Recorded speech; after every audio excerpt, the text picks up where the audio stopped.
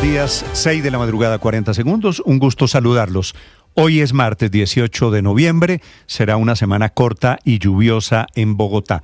Y será una semana en la que posiblemente se caiga la cabeza del ministro de Defensa Pedro Sánchez, contra quien hoy comienza a tramitarse una moción de censura en el gobierno por cuenta de los bombardeos a campamentos terroristas de disidentes de las FARC, que paradójicamente, tal y como lo hizo Petro hace 6 años cuando estaba en la oposición, ahora van a costar, la cabeza de un ministro de Defensa. Los argumentos son los mismos por los cuales el petrismo intentó tumbar hace 6 años a quien era el ministro de Defensa, Guillermo Botero, por hechos que parecen calcados. En el 2019, también en noviembre, fueron 8 niños muertos en un bombardeo también en Guaviare. Aquí van 15 niños muertos, según la cifra de medicina legal entregada anoche. 15 niños en 2025 en 4 bombardeos en 3 departamentos diferentes de Colombia. Y hoy, como hace 6 años, el gobierno los defiende diciendo que son bombardeos a combatientes ilegales en armas, que es la frase del ministro de Defensa Pedro Sánchez.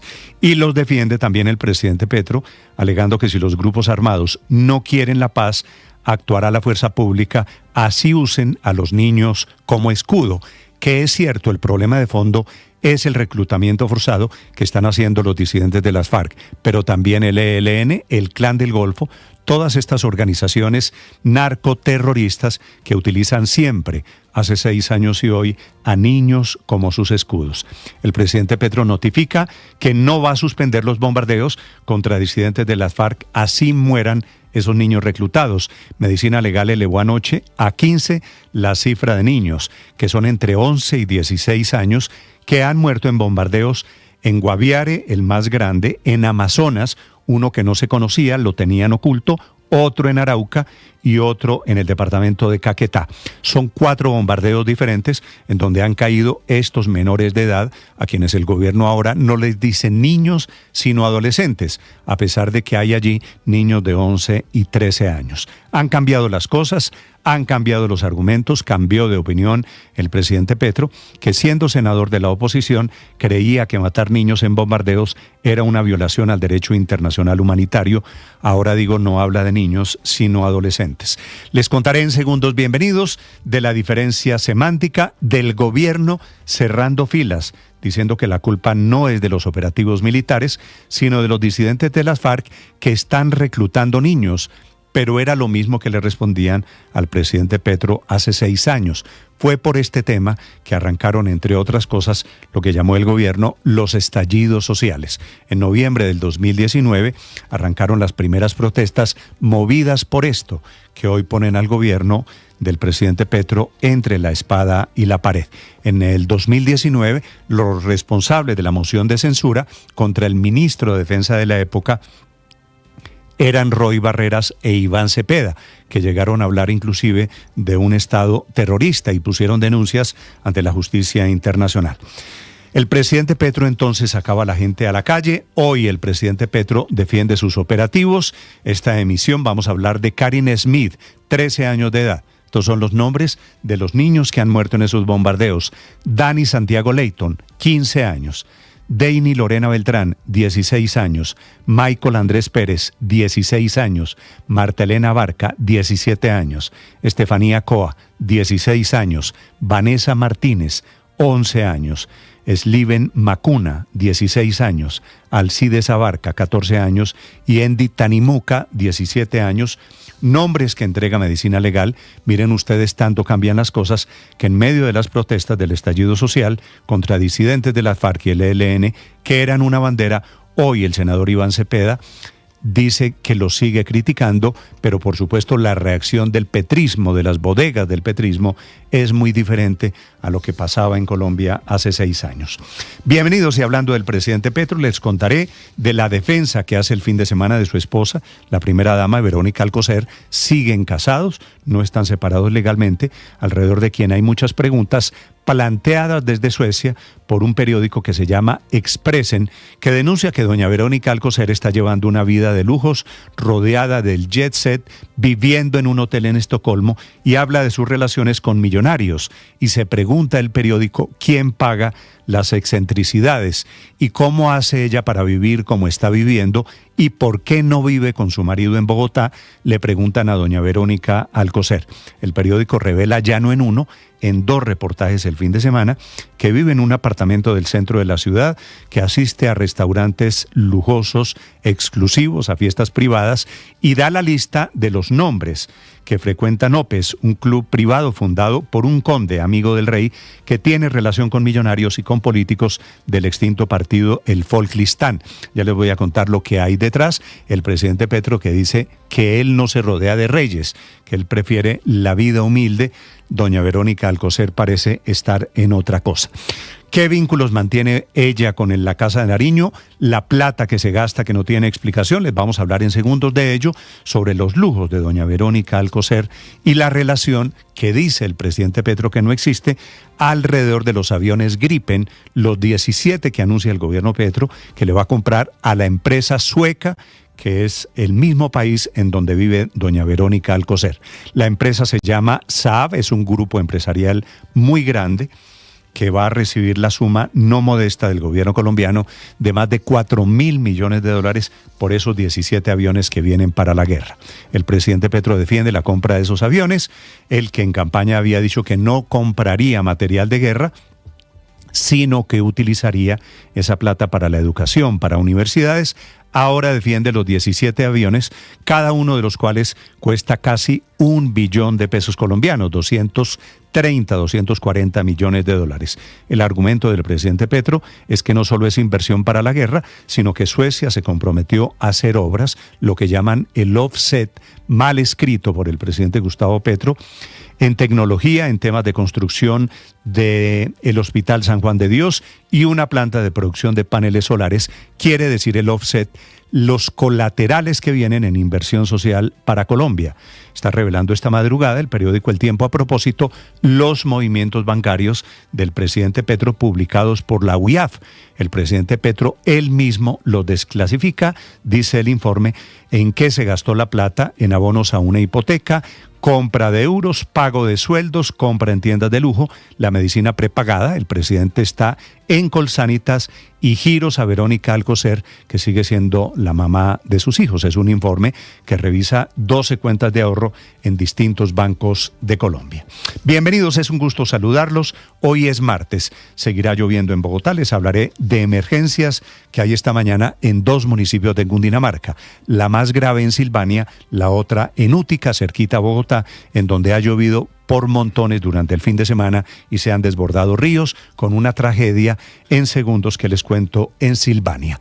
6 de la mañana, 8 minutos. Está abierto, opera con normalidad de momento el aeropuerto El Dorado, todo el sistema aeronáutico del país. Aquí está lo más importante. Bienvenidos, es un gusto saludarlos. Enseguida el resumen que preparamos en Voces y Sonidos en Mañanas Blue. Quiero insistirle al presidente de la República en la necesidad de que suspenda los bombardeos contra objetivos en los que pueda haber menores de edad reclutados y evalúe su continuidad. 15 menores de edad han muerto desde agosto en 4 bombardeos ordenados por el gobierno. 10 menores perdieron la vida en 2 ofensivas militares en el Guaviare, 4 en el Amazonas y 1 en Arauca.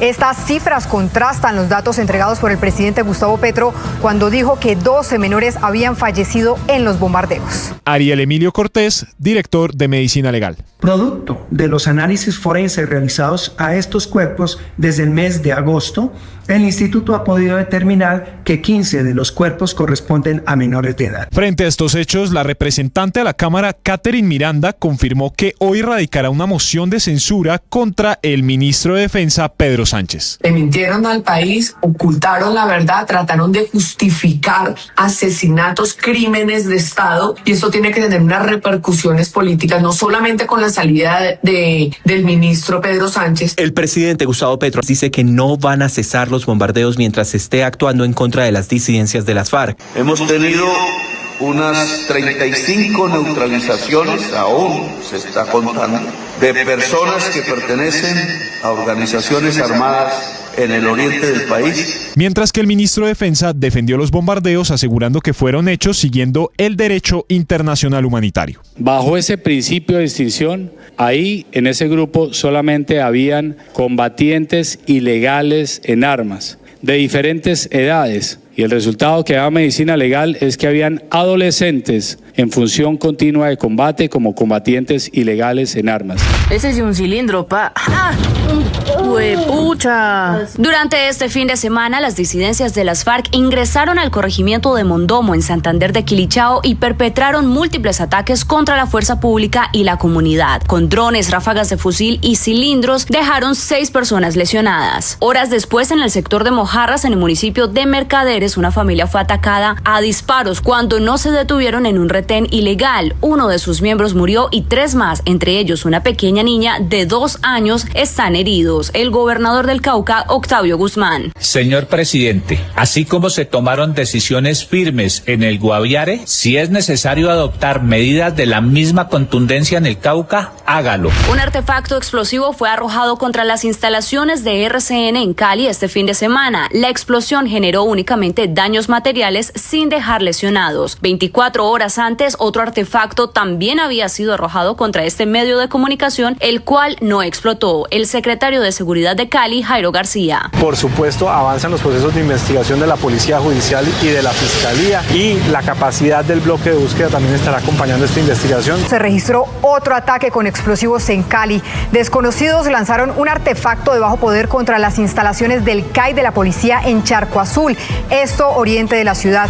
Estaba lloviendo muy duro. Cuando nos dimos cuenta, pues el agua nos cogió y nos subió, y a mí lo que me salvó fue este muro, porque si no, pues a mí me llevo al río. Las fuertes lluvias de anoche provocaron el desbordamiento de 2 quebradas en el municipio de Silvania, en Cundinamarca. El balance preliminar es de una persona fallecida, 3 más desaparecidas, todos integrantes de una sola familia. 5 viviendas quedaron afectadas. Y precisamente Blue Radio, que estuvo en el sitio, habló con uno de los conductores. Cuando venía en Silvania, un aguacero muy duro, y yo alcancé a pasar la avalancha de Silvania, porque yo creo que pasé y bajó la avalancha. Cuando llegué aquí, estaba esto creciendo y el carro estaba flotando, y los señores estaban 2 camionetas aquí, estaban pidiendo auxilio, que no pasáramos, que no nos mandáramos, porque empezó a subir el agua. También se presenta alerta en el municipio de Útica, en Cundinamarca, por el rápido aumento del caudal del río Negro, que mantiene represado el río Tobia. En el municipio de San Francisco se reportan lluvias intensas, lo que aumenta el riesgo en esa zona del país. Crece la polémica por la compra de 17 aviones Gripen a la sueca Saab. El presidente Gustavo Petro confirmó que el contrato vale 13.7 billones de pesos, pero se apropiaron 16.5 billones por variaciones económicas. El gobierno destaca que la inversión incluye mantenimiento, entrenamiento y un impacto social que abarcaría, entre otras cosas, la modernización del Hospital San Juan de Dios. Y tendrá un impacto de responsabilidad social y ambiental en temas de energía, agua y salud. Justo cuando el gobierno nacional concreta la compra de 17 aviones de combate suecos, estalla un nuevo escándalo que involucra a Verónica Alcocer. La primera dama vinculada a la Lisa Clinton aparentemente se da una vida de lujo en ese país, según el periódico Expressen. El presidente Gustavo Petro rechazó la publicación y acusó a la extrema derecha de intentar hacerle daño a su reputación y golpearlo antes de las elecciones. El precandidato presidencial Abelardo del Espriella propuso realizar antes del 10 de diciembre una encuesta abierta y verificable para escoger un único candidato que represente a la derecha en las elecciones de 2026. Entre tanto, en el partido de Uribe, el Centro Democrático, recordemos que decidieron no hacer su propia encuesta interna y en su lugar adoptarán un mecanismo mixto para escoger a su candidato. La propuesta del nuevo mecanismo fue presentada por el director del partido, Gabriel Vallejo. Estamos proponiendo a los precandidatos es que alrededor de un mes y medio pudiéramos evacuar todo este proceso y tener el resultado para poder seleccionar el candidato. La campaña militar se ha extendido a 21 bombardeos en contra de embarcaciones en aguas internacionales, pero el presidente Trump debate la posibilidad de ataques en tierra como siguiente paso. Colombia, con sus 3.700 toneladas en producción de cocaína, podría ser un blanco. Colombia tiene fábricas de cocaína donde la producen.